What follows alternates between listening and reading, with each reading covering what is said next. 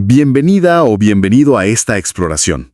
Hoy nos metemos de lleno con un material formativo de la Orden Franciscana Seglar. Vamos a ver los artículos 11 y 12 de su regla. Sí, un material, la verdad, muy profundo. Va directo al corazón de cómo vivir esa espiritualidad franciscana siendo laico en el mundo. Exacto. Se habla mucho de desapego, de pureza de corazón, de la relación con los bienes materiales. Pero no solo eso. Correcto. Parece como una guía, ¿no? Para buscar esa libertad interior desde la mirada de Francisco. Y bueno, nuestra idea hoy es entender cómo estos principios, que se inspiran en Cristo y María, se pueden llevar a la vida diaria. Que es el gran desafío, claro. Que no se queden en palabras bonitas, sino que transformen de verdad. El material tiene varias partes. El modelo a seguir, el desapego y, ojo, que no es solo de cosas, el uso justo de lo que tenemos, la purificación del corazón. Esa idea de ser peregrinos. ¿Cómo se integra todo?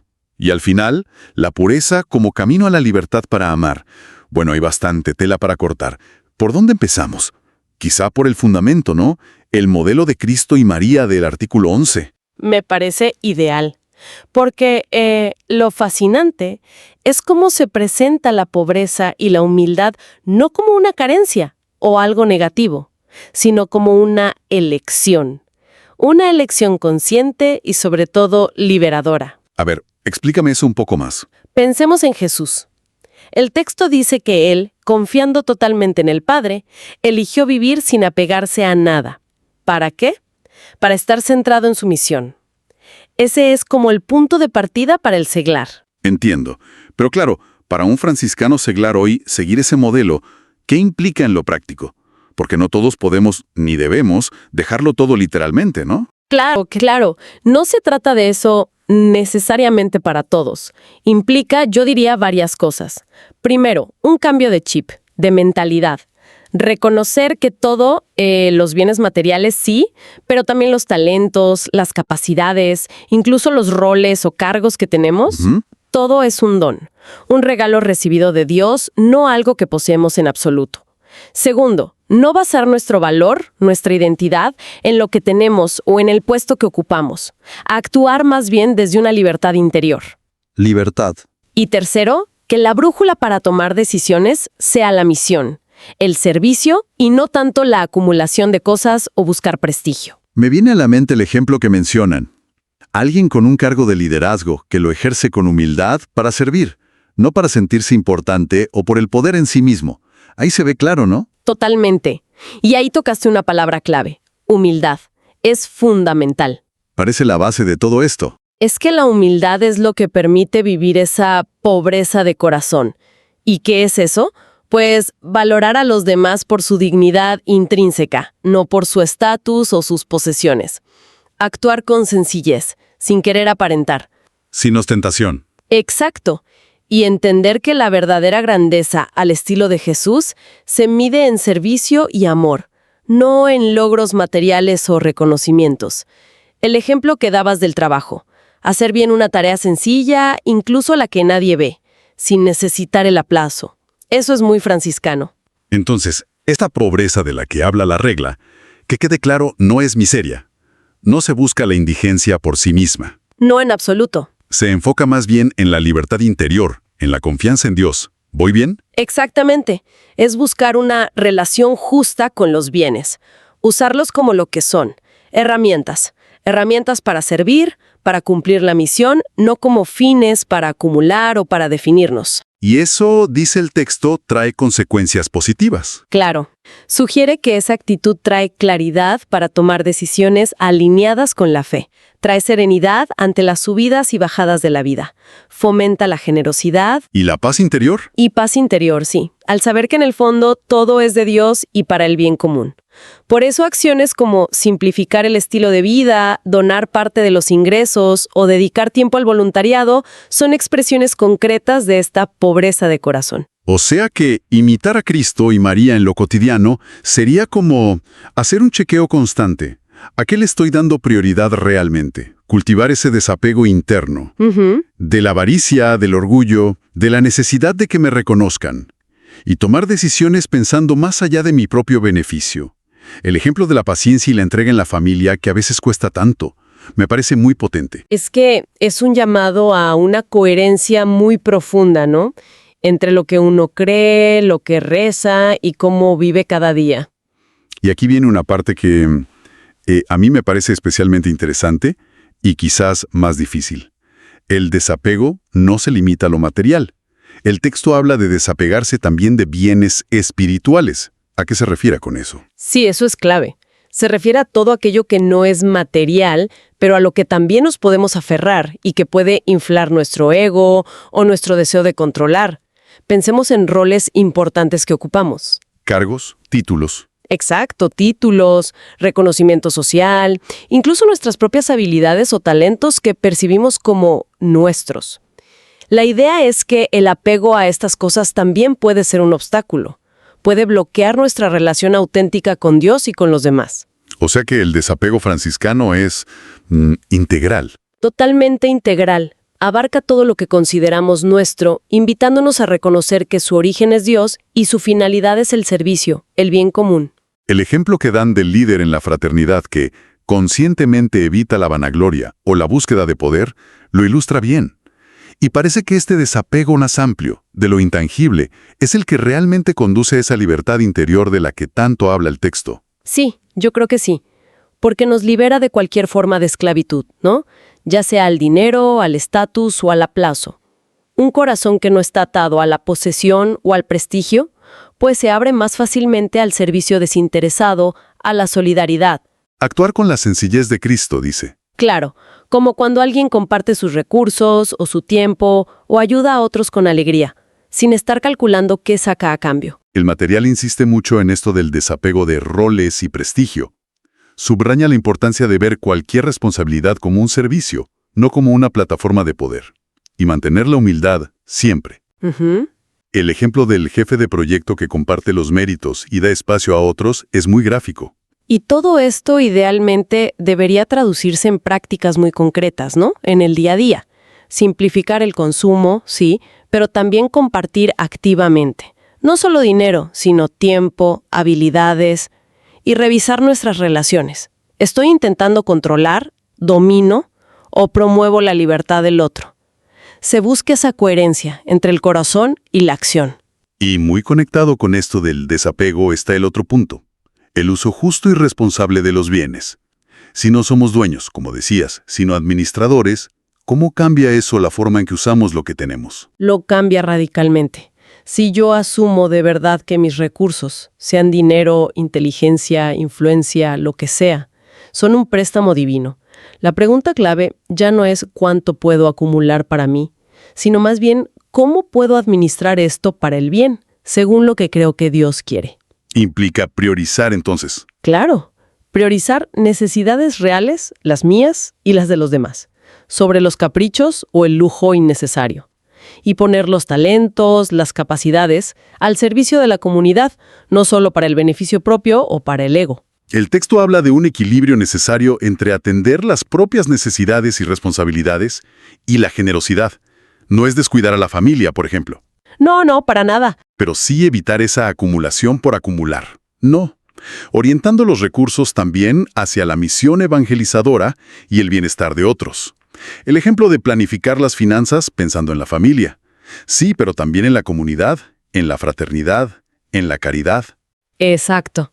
Y lo mismo aplica a los roles y responsabilidades que se nos confían. Gestionarlos con justicia, con humildad, con apertura.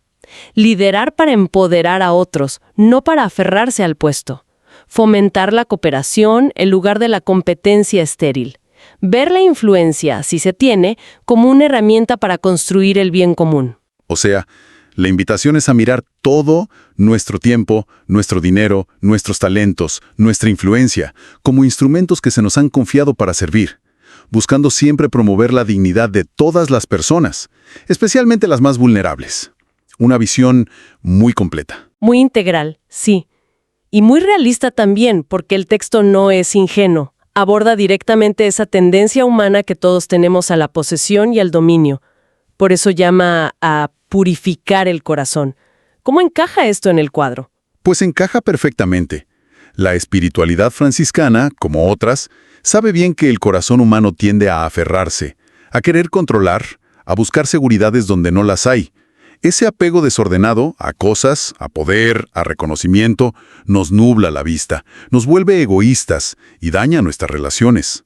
Y purificar el corazón sería... Sería reconocer esas tendencias en uno mismo, darse cuenta. Y, con la ayuda de la gracia, trabajar para transformarlas. Convertir esa inclinación a poseer en generosidad, esa tendencia a dominar en servicio humilde, como ese ejemplo del miembro de la fraternidad que está muy orgulloso de su cargo y se para a pensar, ¿por qué estoy haciendo esto realmente? ¿Cuál es mi motivación? Y de nuevo, los modelos, Cristo y María, nos muestran cómo se puede vivir libre de esa lógica de dominación, cómo evitar que los bienes nos vuelvan egoístas, cómo actuar con humildad y siempre enfocados en la misión, en el amor. El ejemplo de evitar imponer la voluntad en la familia y buscar el diálogo es muy del día a día. Claro. Y esta purificación requiere, pues, autoexamen, honestidad con uno mismo y discernimiento. Ver dónde, en mi vida concreta, en mis relaciones, en mi trabajo, el deseo de poseer o dominar está metiendo ruido, está interfiriendo con mi libertad o con el bien de los demás. Y no quedarse solo en verlo, supongo. No, claro. Y luego, trabajar activamente para convertir esos impulsos. En servicio concreto, en soltar el control, en buscar el bien del otro antes que el mío. Como quien aprende a delegar responsabilidades y a confiar en los demás en lugar de querer acaparar todas las tareas o las decisiones importantes. ¿Podríamos decir entonces que esta purificación del corazón es el camino directo hacia esa libertad interior que busca el franciscano seglar? Así lo presenta el texto, sí. Un corazón más puro, es decir, menos lastrado por apegos desordenados y egoísmos, es, por definición, un corazón más libre. ¿Libre para qué? Pues libre para responder a la propia vocación con más claridad. Libre para tomar decisiones centradas en Dios y en el bien común, no en el miedo o la ambición. Libre para servir sin estar esperando la recompensa o el reconocimiento. Y libre finalmente para integrar de verdad la pobreza, la humildad y la generosidad en el tejido de la vida cotidiana. Como quien puede renunciar a un beneficio personal o a un protagonismo. Y sentirse genuinamente libre y en paz, porque su foco está en amar y servir. Hay una imagen muy potente en el artículo 11 que siempre me ha llamado la atención, la de ser peregrinos y forasteros en este mundo, en camino a la casa del Padre. ¿Qué implica adoptar esa perspectiva en la práctica? Es una imagen central en la espiritualidad franciscana. Implica fundamentalmente tomar conciencia de la temporalidad de nuestra existencia aquí en la Tierra y de todo lo que contiene. Los bienes, los roles que ocupamos, incluso las relaciones más queridas, son parte del camino, son importantes, son ayudas para crecer, pero no son el destino final. No son un fin en sí mismos. Exacto. Ser peregrino es vivir con esa ligereza interior, sin aferrarse desesperadamente a las cosas del camino como si fueran permanentes. Es usar todo como medio para avanzar hacia Dios, hacia la meta.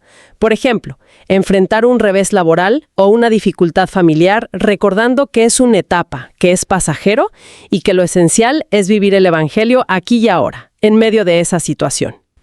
Y el desapego del que hablábamos antes sería como el equipaje ligero del peregrino, ¿no? Exacto. Muy buena analogía.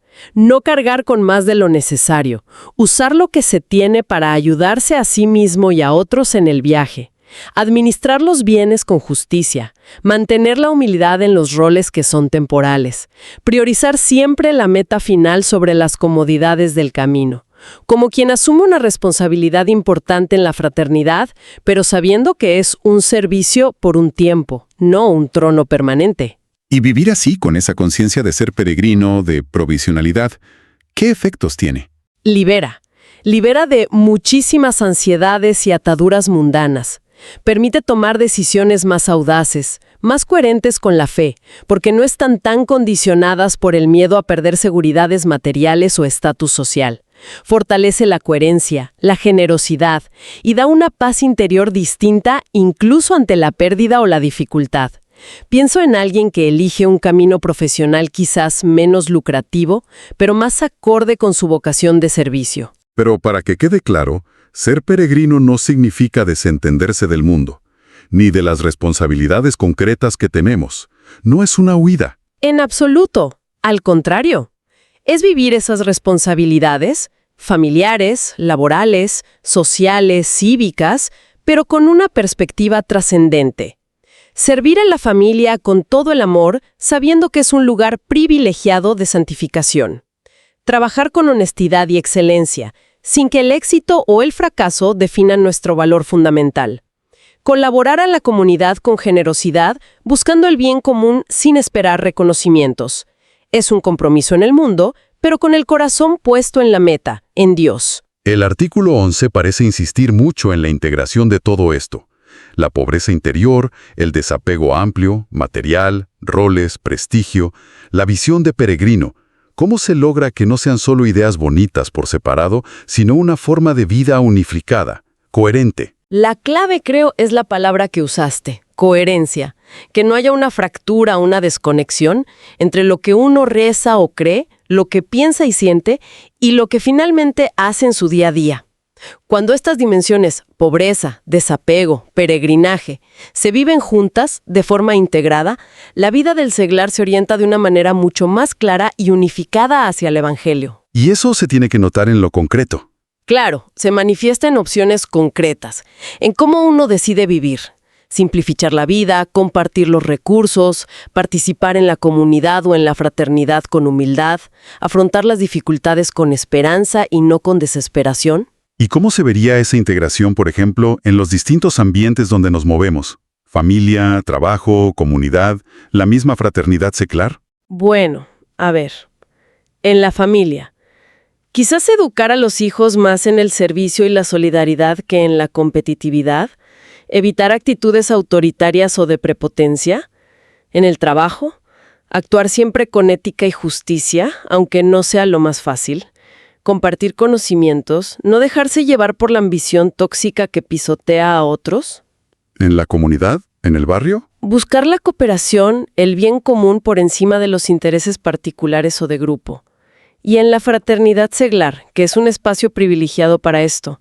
Fortalecer la unidad superando rivalidades o envidias, recordar siempre que la fraternidad es un medio para la misión y la formación, no un fin en sí mismo.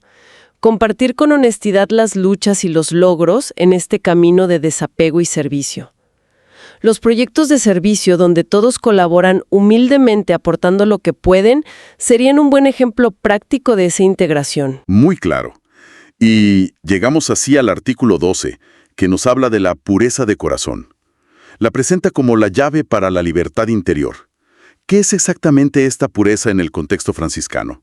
Porque a veces suena un poco etéreo. Sí, puede sonar así, pero es muy concreta. No se trata solo de no tener malos pensamientos o intenciones, aunque eso está incluido. Es mucho más. Es integridad, es transparencia, es sinceridad radical, una coherencia profunda entre lo que uno piensa, lo que siente y lo que hace. Sin dobleces. Sin dobleces, sin máscaras, sin agendas ocultas. Esta pureza, dice el texto, es lo que nos libera de esos apegos sutiles, de los deseos egoístas, de las ambiciones desordenadas que nos desvían del camino de Dios. Quien cultiva esta virtud, pues, actúa con rectitud, ve todo como un don para servir y se relaciona con los demás desde la humildad y el amor, sin buscar manipular o dominar. Y puede ejemplos muy prácticos. Sí, actuar con total honestidad en casa, en la pareja, con los hijos. O tomar decisiones éticas claras y firmes en el trabajo, aunque tengan un costo. Son manifestaciones de esa pureza de corazón. Y esta pureza, entonces, es como el cemento que une todo lo anterior, lo que permite vivir de verdad la pobreza, el desapego, el espíritu peregrino. Exacto. Podríamos verlo así. Es como el catalizador que hace que todo lo demás funcione de manera coherente y auténtica. Asegura que la vivencia de esos valores franciscanos no sea solo una fachada, una pose. Garantiza que la humildad en el uso de los dones y los roles sea genuina y proporciona esa libertad interior que es indispensable para poder servir de forma desinteresada. El ejemplo de administrar los fondos de la fraternidad con total transparencia y justicia es muy claro en ese sentido. Muy claro, sí. Ahí se ve si el corazón está puro o si hay intereses ocultos. Entendido. Y libera de esas ataduras internas que mencionabas, el deseo de controlar, las ambiciones desmedidas, las dependencias afectivas o materiales que nos impiden entregarnos libremente. Sí, y lo interesante es que esa libertad interior, que brota de un corazón puro, da una fortaleza especial. Fortaleza para actuar con coherencia incluso bajo presión o en medio de conflictos, ante una disputa familiar o un problema en el trabajo, por ejemplo. Permite buscar la paz y la justicia sin dejarse arrastrar por intereses personales o por la rabia del momento. Y en la vida comunitaria, en la fraternidad, me imagino que esta pureza cultivada individualmente crea un ambiente muy diferente. Totalmente. Crea un ambiente de confianza mutua, de solidaridad real, de cooperación genuina. Facilita enormemente la misión conjunta, porque se reducen los ruidos de los egos y las competencias. Es como el terreno fértil para que la fraternidad sea auténtica, ¿no? Indudablemente. Exactamente eso. Y ya para ir cerrando, el artículo 12 conecta esta pureza de corazón y esta libertad interior con un propósito final. Ser libres para el amor de Dios y de los hermanos. Ya no es solo una disposición interior, sino que tiene que salir hacia afuera. ¿Cómo se concreta ese amor? Se concreta en obras, en acciones. La libertad que da un corazón puro no es para quedarse uno tranquilo en su rincón, sino para volcarse hacia los demás. Se traducen necesariamente en servicio activo, en solidaridad real, en caridad efectiva y afectiva. Es, como dice Santiago, la fe que actúa, que se demuestra en las obras. O sea, es dar sin esperar nada a cambio. Exacto, porque el corazón ya está libre para amar, no necesita la recompensa o el reconocimiento para moverse. Compartir el tiempo, el talento, los recursos con quien lo necesita, especialmente los más pobres o excluidos, es la manifestación más básica y esencial de este amor liberado. ¿Y el amor a Dios, cómo se expresa concretamente? Pues se vive sirviendo al prójimo con humildad, como decía Jesús, tomando decisiones éticas en lo grande y en lo pequeño, intentando mantener esa coherencia entre la oración y la acción, cuidar a un enfermo con paciencia y ternura, acompañar a alguien que está sufriendo una pérdida. Ahí se ve de forma muy palpable ese amor a Dios encarnado en el amor al hermano. ¿Y el amor a los hermanos se despliega entonces como misión? Claro, como misión apostólica, como compromiso social, solidaridad concreta, apoyo mutuo en la fe y también en las dificultades materiales o anímicas, participación en iniciativas que buscan la justicia social, la paz, el cuidado de la creación. Es la misericordia en acción. Es practicar el servicio como estilo de vida. Participar en un voluntariado, apoyar causas justas, defender al débil. Son ejemplos claros. Y la fraternidad seglar se convierte entonces en el espacio natural donde este amor se aprende, se ejercita y se testimonia comunitariamente. Exactamente, fortaleciendo la unidad interna con servicio mutuo, ofreciendo apoyo real y concreto entre los hermanos, impulsando juntos proyectos de caridad y justicia que reflejen esa libertad para amar que viene de un corazón que se va purificando. Es como el gimnasio, ¿no? Donde se entrena y se fortalece comunitariamente esta capacidad de amar, liberada por la pureza de corazón. Muy buena imagen, sí. Un gimnasio espiritual y fraterno. Bien, pues creo que hemos recorrido bastante terreno con estos artículos 11 y 12. Hemos visto cómo esa idea de pobreza entendida como confianza en Dios, la humildad como base, un desapego que va mucho más allá de lo material e incluye roles, prestigio. El uso de los bienes como una administración responsable, la necesidad de purificar el corazón de tendencias egoístas y esa visión de la vida como un peregrinaje. Parece que todo confluye, como un río, en esa pureza de corazón que finalmente nos hace libres. Sí, y el punto crucial me parece a mí es que esa libertad no es el final del camino. No es para quedarse uno disfrutando de su propia libertad interior. Es la condición necesaria, la que nos habilita para lo más importante, el amor activo y concreto. Un amor de doble dirección. Exacto. Amor a Dios que se demuestra y se verifica en el amor efectivo a los demás, especialmente a los más necesitados. No es teoría espiritual abstracta, es un modo de vida que intenta permear cada rincón de la existencia, la familia, el trabajo, la comunidad, la política, para que cada acción, cada decisión, sea potencialmente un reflejo vivo del Evangelio. Un planteamiento, la verdad, profundamente práctico y con un potencial transformador enorme para la vida diaria de cualquiera, no solo franciscanos.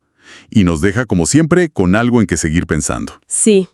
Quizá una reflexión final para llevarnos podría ser esta. Si este desapego radical del que hemos hablado incluye no solo las cosas materiales, sino también nuestros roles, nuestro prestigio, incluso esas habilidades que sentimos tan nuestras, ¿qué pasaría si de verdad, en lo profundo, asumiéramos que todo lo que somos y hacemos es un don temporal, un regalo, confiado para un propósito que nos trasciende individualmente? ¿Cómo afectaría eso nuestras reacciones automáticas, nuestras prioridades de cada día, nuestra forma de relacionarnos con los demás? Ahí queda la pregunta.